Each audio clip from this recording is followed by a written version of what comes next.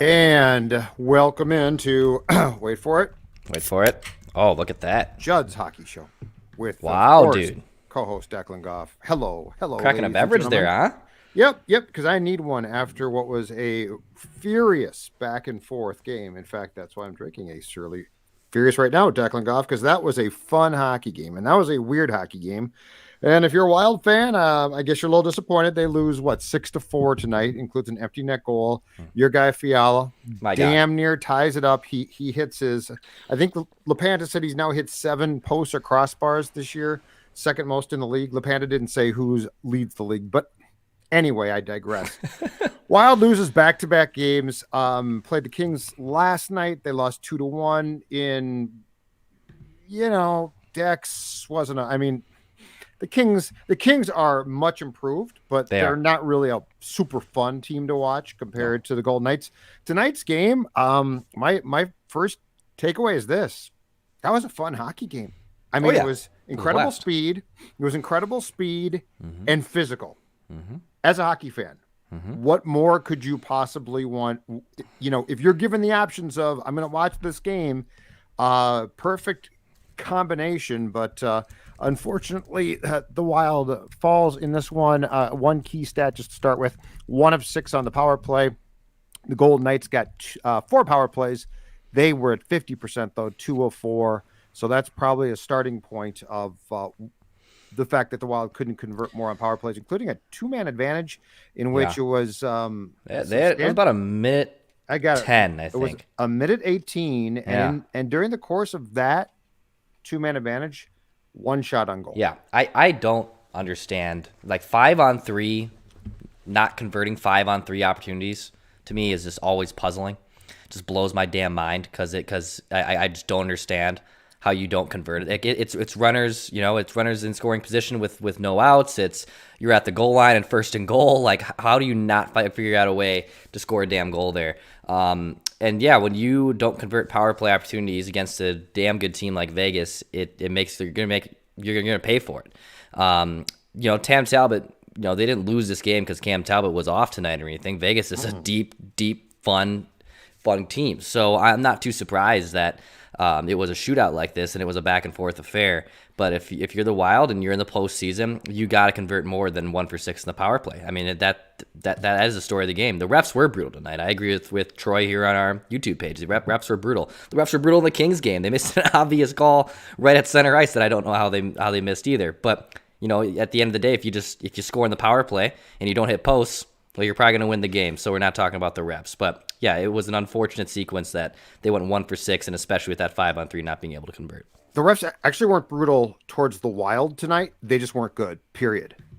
So, there's a difference between they cost my team the game and they just sort of sucked.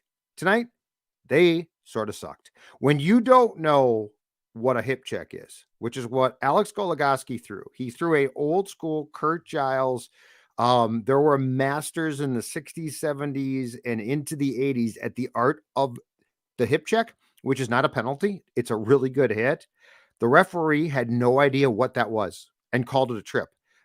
They got Spurgeon for a trip when Spurgeon went down, and basically the Golden Knights player tripped on Spurgeon, but Spurgeon didn't trip him. But then they gave the Wild 6 power plays. So it goes both ways. This was an interesting game. So I'm looking at a few stats I find intriguing here. One is, we talked about this, hit the crossbar towards the end of the game with Cam Talbot pulled. Kevin Fiala tonight, and I would have to check this. This has to be the first time in a long time, I would guess. Registered no shots on goal, Declan.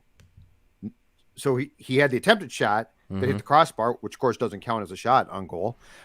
Fiala had no shots on goal. I would also say this, just from the eye test. I think the Wild's best line tonight, the fourth line. I thought the fourth line was magnificent. Great. Beaupre has these weird games where he's just phenomenal. And tonight, he was. I think the Wild's best line, and it started, was Sturm. Duhaim's back on that line after being on the third line for a few games, and Beaupre. I like that line a lot. I mean, yeah, they scored 9 seconds into that second period, and Nick Bjugstad was a healthy scratch for a few games this season. And as even Jackson says here, how is even Pitlick scratched over Victor Rask? That's obviously a conversation in its own right as well.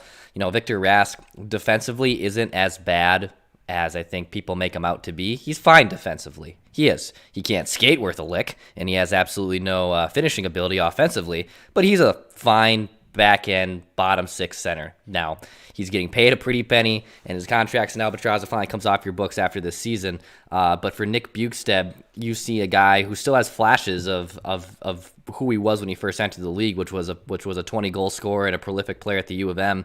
But clearly, if he's going to make a living in the NHL for the rest of his life, it's going to be in a bottom six, fourth line mostly role. And he has size and speed that the Wild really lack. The Wild aren't a big team.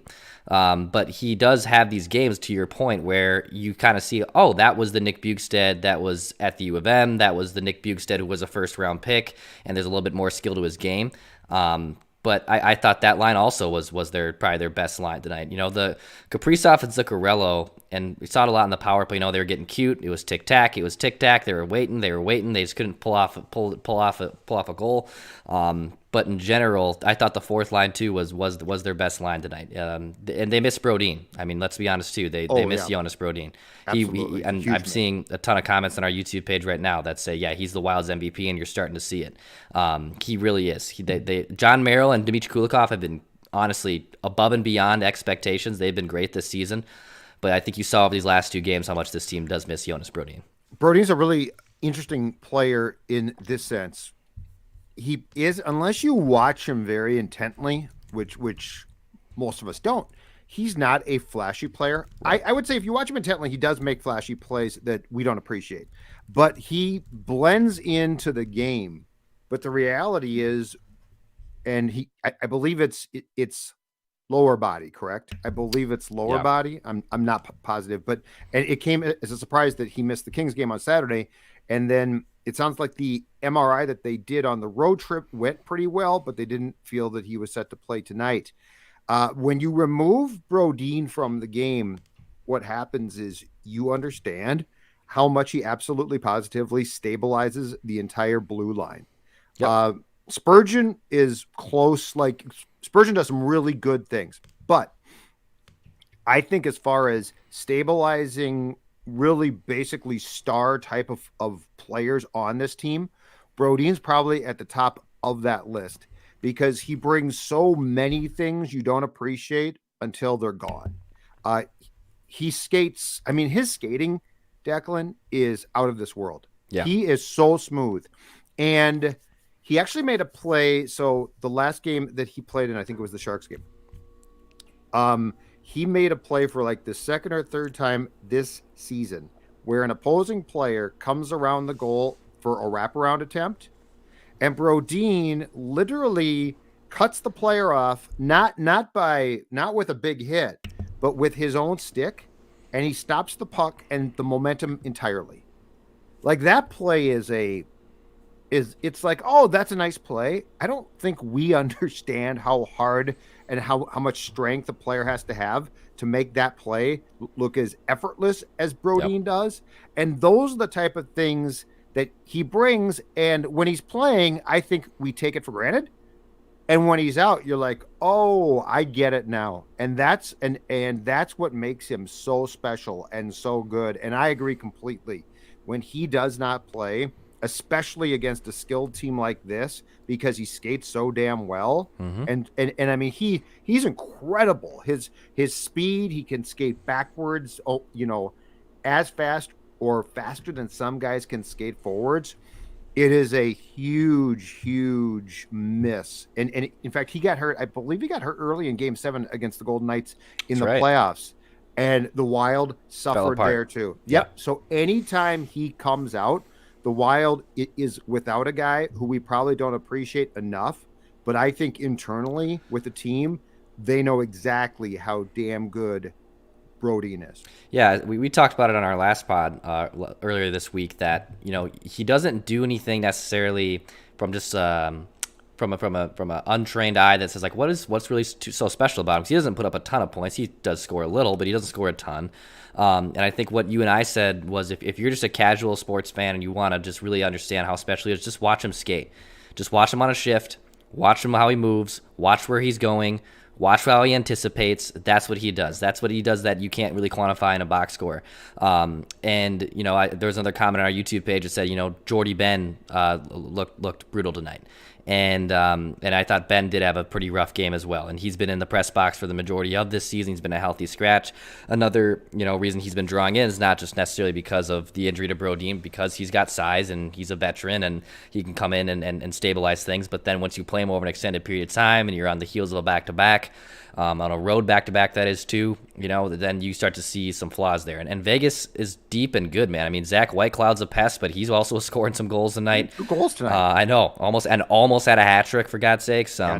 Nice save by Cam on that one. And Pat Chiaretti, I mean, if he could stay healthy for 82 games, I mean, you're legitimately talking about one of the most underappreciated players in the NHL. The guy is so damn good. And they have Stone, and obviously Robin Leonard's been phenomenal for them. You know, Vegas is heating up. I believe this is their 8th win in their last 10 games. They kind of start off the gate a little slow, but they're a team again that very well the Wild could see deep in the playoffs if they were to get there. You know, Vegas is still going to be there, and I love this rivalry. For my money, right now as it stands, I know Colorado's kind of traditional rival, but Vegas to me is the most fun to play. It gets the fans fired up. There's a good portion of this fan base that just despises Vegas. At the same time, a good portion of the Wild fan base has always traveled well, and they have historically played well in that arena, T-Mobile Arena that is down there in Vegas. And I think it's becoming easily the Wild's best rival. And they're not in the same division. Obviously, they were last year, but you know, with how many times they played each other last year in the 7-game playoff series, it's heightened things. You can tell that there's a clear disdain for both these two. Like, they don't like playing each other. And they produce some fun games. I mean, who would have thought too, Judd, that the Wild would be able to go toe-to-toe like this with a Vegas team? I mean, I know the score says 6-4 because they got the empty netter, but past Wild teams, as we've talked about a lot on these podcasts this season, those past Wild teams couldn't stand if you had those same legs and those same players, the Stahls, the Koivus, the Parizes of the world, this would be 6-1. You know, it wouldn't even be damn close. And the Wild actually have the horses to keep up with them. I'm just curious if they can, you know, actually close out a 7-game series against them. Because I think if you played a game like this and you don't cash in your power plays, you're going to lose that playoff series again. So Walls on the telecast tonight, towards the end on Bally Sports North, brought up a point that I thought was very valid, and it seems like Wes says this a lot, and he's 1,000% right. And in my opinion, it's not being a BSN homer; it's actually a correct assessment, and it's this.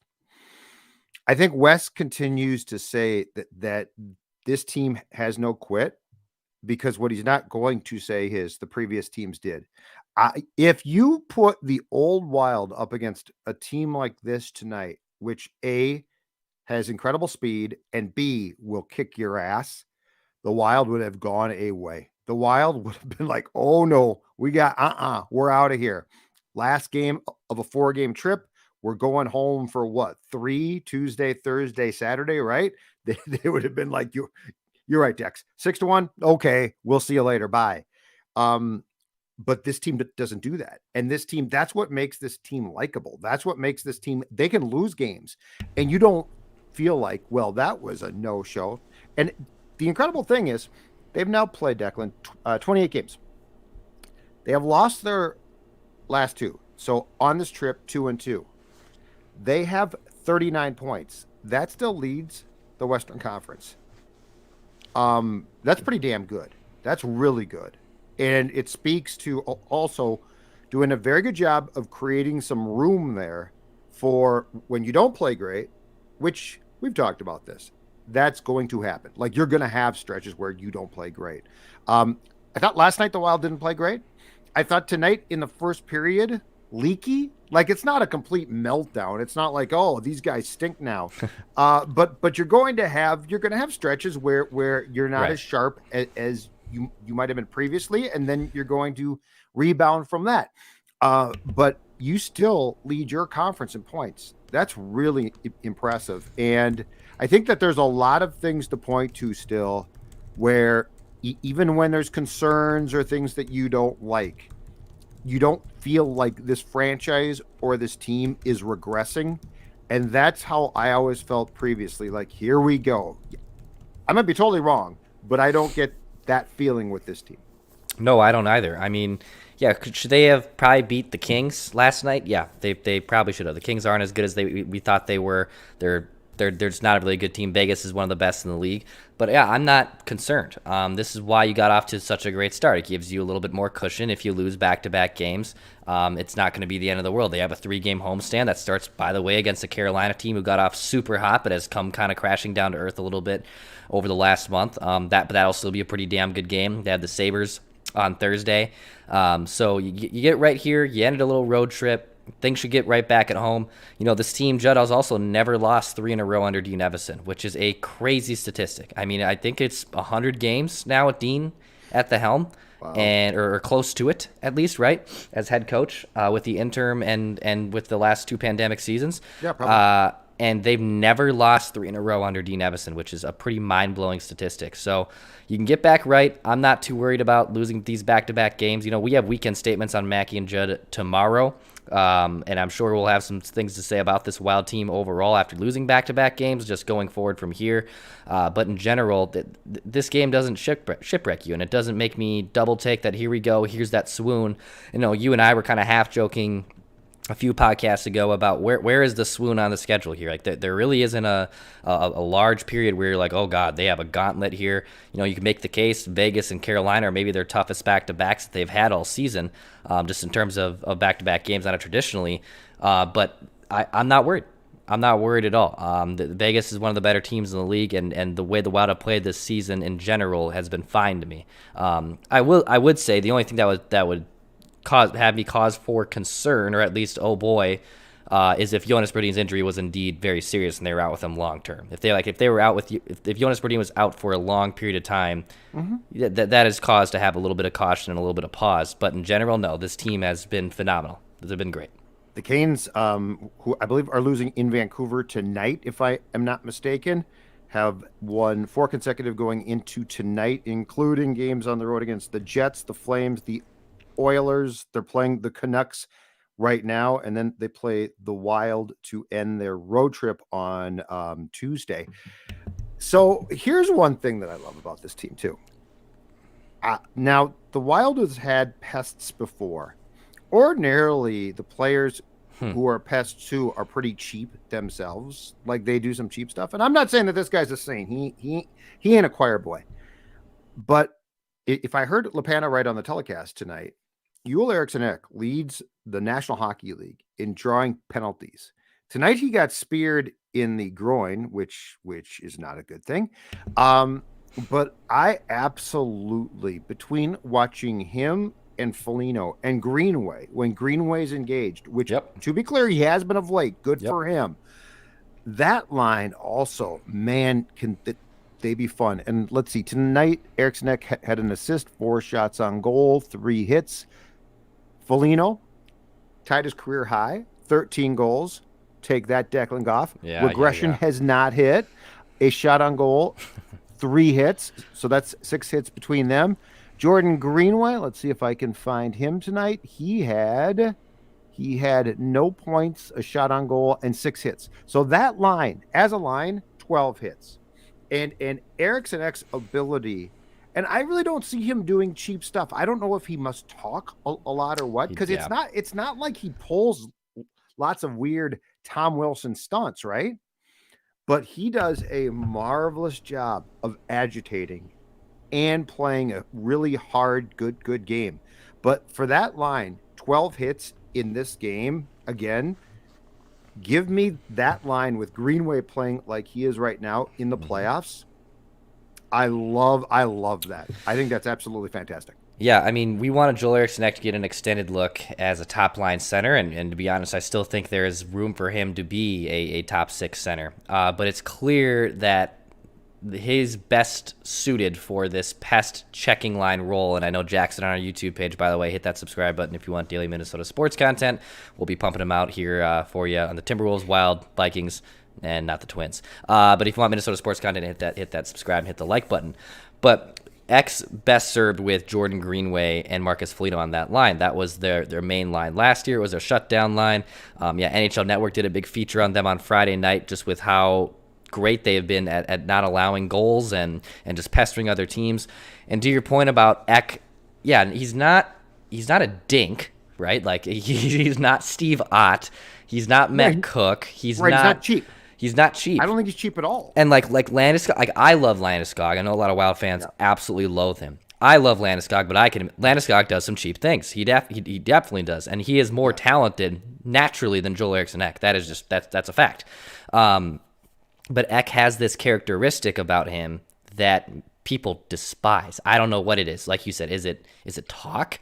Is it code? You know, I know Sarah McClellan at the Strib just had a great piece on enforcers and the entire cheap talk that goes into a hockey game. That was a great piece today. But I think in general, Ek just does a great job at pestering people, man. And the Wild have lacked that kind of guy. Like they got Matt Cook at the tail end of it, and when Cook had changed his game, Cook was no longer that player. He was, and his stunts were so cheap at times. Like because that's going to get you penalties that you don't want. Right. Like I don't feel like Ek is taking penalties excessively. He might be the most under the radar. I wonder what he's doing pest. Yeah, I would love it. That I've seen. I would love a mic on him, you know, like, and I would love just to hear what the hell is being said about it. And you know, and last night, you know, the Wild got bugged by Lemieux's goal, you know, and Foligno taking even, you know, pulling the Randy Moss with him and squirting the water bottle at him, which I love. I bet he's gonna get fined for that stunt. And that was great. That kid is a cheap. Oh yeah. Yeah, he 100%. He and his old man have both been suspended for biting a puck. Yeah. Who bites guys? Who bites him and Lemieux? And the entire family. Hope mom's proud. Yeah, God. But in general, Ek is great for this team. Like they need more of his type of demeanor. You know, Minnesotans get so, and this is not just like Wild fans. Minnesotans get so offended by that kind of guy. You know, they despise AJ Pierzynski. They despise Landeskog. But when you have a guy like this on your team who's also talented, to like your point, Ek is not doing anything cheap, and he's also a damn good player. The Wild need more of that mojo. And I think with him and Foligno and Greenway, they all kind of bring that out together. You know, Greenway can be like you said, he can be passive, but lately when he turns it on, you notice it, and it seems like those three guys just energize each other. And in general, I think it's best served for Ek to be playing with those two. Let's talk about the goal. It was Pacioretty's goal. I'm trying to find it here to make sure I've got the right one. It was at, I believe, 13:52, last goal of the second period. And Dex, it put the Golden Knights up 4-3. Now, this was the goal that Hartman got tied up with a Golden Knights player, and then he got mad, and then I think one of the Golden Knights players tried to drop the gloves, and that guy got a rough and I think a high stick, and Hartman got a roughing. That was the focus of the result of that goal. But here's what I want to talk about. And this guy, look, we all love him. He's a fantastic player. He's a fantastic talent. But sometimes I think you can step outside the box of what you should be doing, especially given your teammates, against a team like this, because this is a very fast, skilled team. The Kirill Kaprizov attempt on the between the legs, behind the back pass in the Vegas zone, which resulted in the entire play that sprung Pacioretty loose. And Walls brought this up, and he's 1,000% right. Vegas now knows, and this is going to be the thing. And I am not in any way saying that the Wild should lay off the gas here, Dex, but it's very clear that Minnesota is going to have its defensemen join the play as much as possible. And they're going to pinch in a lot. So it's not like, oh boy, I should. And Walls' point was, against a team like this, the Golden Knights are so fast, you got to get back. And you have to be prepared to. Now, in defense of the defenseman, what I will say is when Kaprizov tries to make a pass, that one, he can make, and two, if he had been the recipient potentially of that puck, he'd be great. But you're playing with, for the most part, fast mortals. Not like, it's not Kaprizov. It's not like Eichel is here. So the point being is, I think that that's a play that the Wild will internally definitely look at and say, that wasn't worth it, because it directly resulted in the puck being turned to the Golden Knights, and the defensemen were caught, and it took too long. So again, I'm not trying to say that Kaprizov's creativity should be stifled. What I am saying is, sometimes, given the opponent and the teams that you are going to play and your own style, which is going to be an ultra aggressive defensive core, which I think is a great idea, you got to be careful there. Yep. Yeah, you can't be too cute if you're Kirill, and you also have to be, I think, a little bit self-aware who you're playing. If you're playing the Kings and you do that, that's fine. But if you're going to basically set up and put your team in a position to be against on an odd man rush, and this team naturally has their defenders activated more and more in the play, so naturally they're going to be subjected to that more. He has to understand the risk and reward with that. He had another great drop pass to Fiala on a power play tonight. Same thing. Comes in, drops it. I mean, how he even knows he's right there is even mind-blowing to me. But he has to be kind of aware. And in general, he didn't really have a great game tonight. No. I thought he had a good amount of turnovers. People in our YouTube comment section are kind of saying the same thing. Wasn't his strongest game. Again, doesn't mean that that his season is going to go back down into where it was at the beginning of the year when he was obviously gripping the stick a little bit more. He's going to be vulnerable to bad games here and there, but I do think he's got to understand that you have to be aware of who you're playing against when you're making plays like that. Walls is right. Kirill is the most talented player I think this franchise has ever had, and the sample size is so small, but yet it's so accurate. It's true. Right. But he has to understand if you're going to be doing stuff like that against a Vegas team, you're going to get burned for it. You're going to get burned. Kirill tonight, 6 shots on goal. To your point about giveaways, he had 2, a -1. Hartman and Zuccarello, Declan, -3 apiece. Mm-hmm. So yeah, that line was definitely not at its best, which in a game like this, you probably need that. But yeah, I just thought that one pass in particular, because the upside of that pass was not that, it was not going to be that high. Right. He was, I believe he was relatively high in the zone. So like the best part of that pass was going to be, it would look cool. I don't think that it was going to have a big payoff. I also want to talk about what we saw last night. The one huge positive that I thought came from the 2-1 loss to the Kings, Declan. I thought Kaapo played really well. Yeah. I thought Kaapo played confident. I thought Kaapo played great. That to me is huge, because it all goes back to deciding, is this a guy that at least against good teams you can trust? And he played a game last night, granted in a loss, but still he played a game that I thought you came away saying, that's the type of game that if you're Billy and Dean, you want to see, because it gives you confidence that if this guy has to play, he can be effective. And again, in defense of Kaapo, it's sort of weird because you don't know, and I guess more importantly than you, we don't know, he doesn't know when he's going to play it. Yep. But like, there's going to be long stretches where he does not play. And the question is, can you step in there and be effective? And the answer, at least in a game against a pretty good Kings team last night, was absolutely. Yeah, I mean, they had to figure that out pretty quick because you can't be burning out Cam Talbot. I mean, Kaapo's only played 7 games thus far. I mean, he's won 4 of them, so you can't be too displeased with your backup goalie still giving you a better 500 chance to win a game. But I thought the same thing. I thought he had a very strong game. And backup goalies, that's something you can always find in the trade market, and even, I know Malcolm Subban isn't great, but like Malcolm Subban's been moved. Will the Blackhawks move Marc-Andre Fleury? I'm guessing they will. Goalies will get hot on this market when we get closer to the trade deadline. But Kaapo has to give them a fighting chance. And in general, just kind of looking at what he's been able to do this year in terms of save percentage and whatnot, on even strength save percentage here as I pull this up. He actually has been a little troublesome on even strength save percentage, but he's actually done very good in high danger. So he's stopping pucks in high danger chances that are good for him, and he's a backup goalie that's young, and he rode the wave last year of being one of the best goalies in the NHL. but before kind of coming crashing down to earth in the last month of the season. But if he gives you a performance like he gave the team against the Kings, you can start him every third, fourth game. You can start him, and you are right. And this can play in the entire psyche. And this is where I miss our friend LB sometimes. You don't know when he's going to play.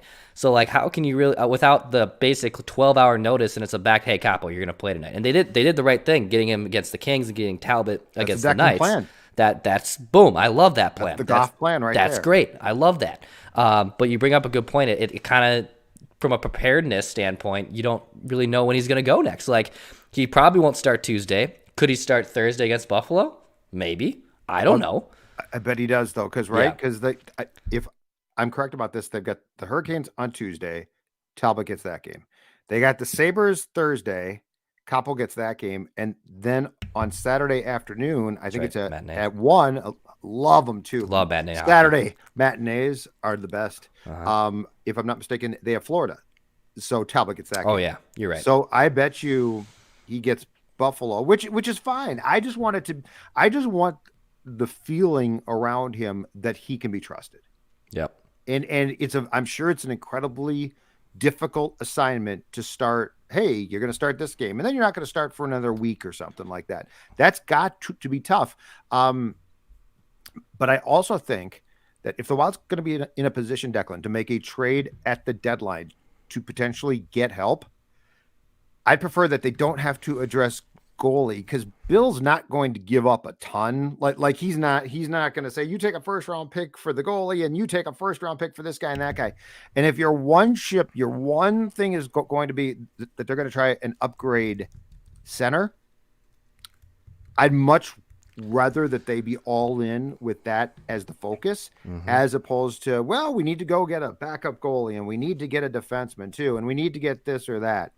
Because the one thing I don't think Guerin is going to do is make so many potential deals that he actually hurts the team long term. It's going to have to be moves that he sees as smart for right now, but that don't cripple the team in 2 years. Right, and Northstar Nick here brings up a good point. How far is Jasper Wallstedt from World Juniors, being with the Wild? He's going to the World Juniors, which is huge. I'll tell you after the World Juniors, baby. I'll say this, he was 20th overall pick in the draft this summer. You don't see goalies going that high. I will say this: it is nearly impossible to project goaltending, like, not success even, like, because that is even more difficult. Right. But when he's ready, it could be 3 or 4 years. Like, this is goaltenders are a slow bake, man.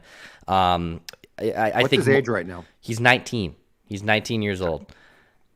Donnie Beaupre, 1980, right. Baby. I mean, he could jump in here, and they have depth. They have depth at goalie, which is great for the Wild. Cam Talbot's under contract for one more season after this one. But I would bet that you might not even see Jasper for probably 2 years. Like, if he's here before then, it's probably out of necessity or that he was that damn good. Right. Well, if he's on the right track, my guess is that he won't be here until Talbot's gone. Right. Because the idea would be to have the transition be from Talbot to Jasper. And because I don't get the sense that they think Kaapo's the guy, but that doesn't mean that Kaapo can't be an important guy. Yeah. But yeah, I think that the smart move here, and what we're starting to see with Garrett especially, is that he feels no need to rush guys, which is great. That's fine. All right, last thing. I want you to apologize to my guy, Marcus Foligno. 13 goals now, ties his career high. Damn, he's played well. Darn, he's been good. You said the analytics say that Marcus Foligno is going to regress, that I shouldn't be concerned. I said, I don't know about that. I'm just telling you, I'd like a full apology to a guy who is shoveling gold home like he's Timmy Kerr of the Philadelphia Flyers circa 1986. This is a crazy stat. Over Marcus Foligno's, because right now he leads the league again in shooting percentage. Marcus Foligno has a 28 shooting percentage this year, which is crazy. So he has 30. And this is coming into tonight's game without even factoring his goal tonight. He had 12 goals on 42 shots, which is absurd. So in his last 66 games, he has a shooting percentage of 28%. That is absurd. And it's a guy who doesn't shoot a lot, and it's a guy who's been mostly a fourth line, bottom six kind of dude. Not about fourth line, excuse me, a bottom six kind of guy. A nice role player. He's great. But this is unsustainable. I'm still not going to get off this take here. So here's the thing. So here's the problem with the stats, because I totally get your point, and your point makes sense. Here's the problem. Look at where he shoots from, and a lot of his shots aren't what we now consider to be traditional shots. He's shoveling pucks. That's a shot. But if I shovel pucks, right, I'm going to score goals. Yep. Because I'm shoveling. He's strong enough, and he's perfected this. And Dex, I'm telling you, this was the 80s and 90s in a nutshell. Secord, Plett, where do those guys score from? The goal mouth.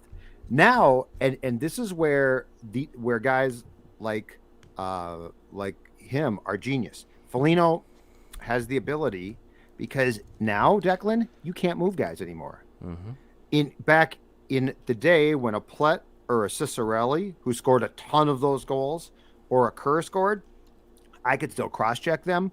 Goalies would slash their legs.